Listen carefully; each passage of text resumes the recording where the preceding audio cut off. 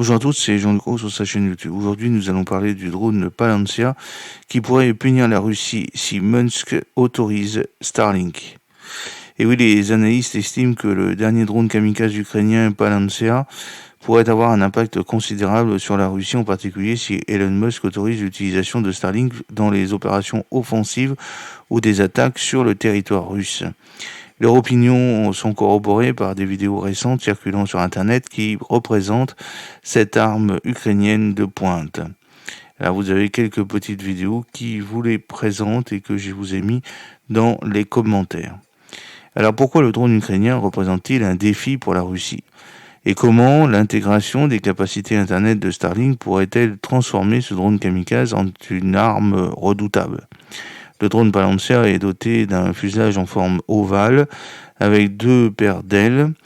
La première paire est placée à l'avant, sous le fuselage, tandis que la seconde est placée à l'arrière, sur le dessus.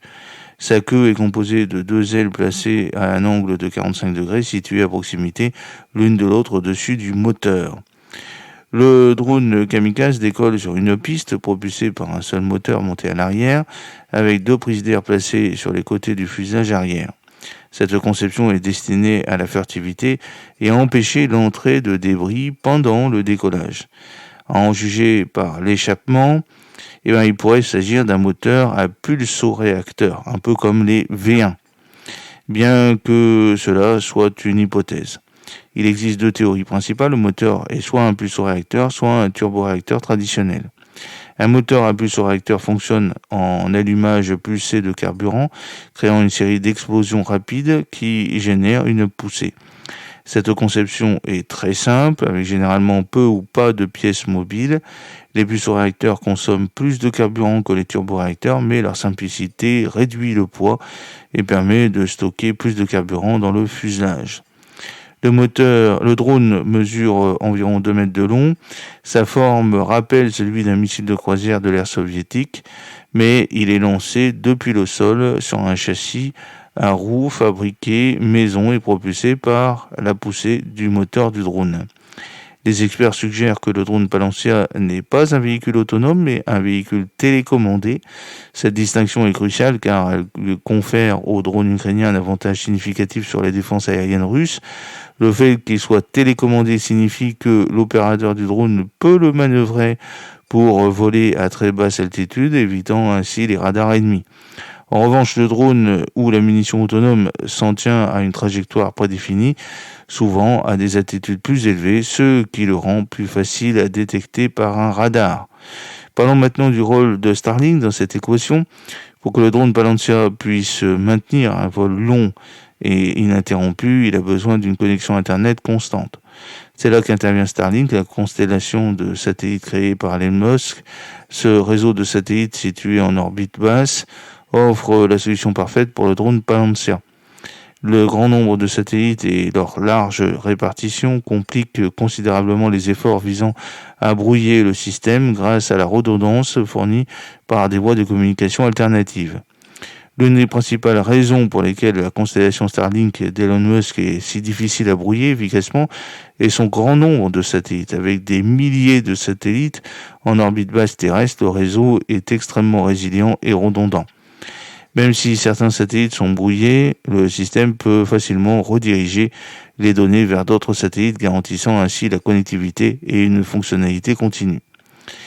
Les satellites Starlink utilisent des fréquences multiples et des techniques avancées de saut de fréquence. Cela signifie que leurs signaux de communication changent constamment de fréquence selon un schéma que seul le système connaît, ce qui rend extrêmement difficile pour les brouilleurs de verrouiller, de perturber efficacement les signaux.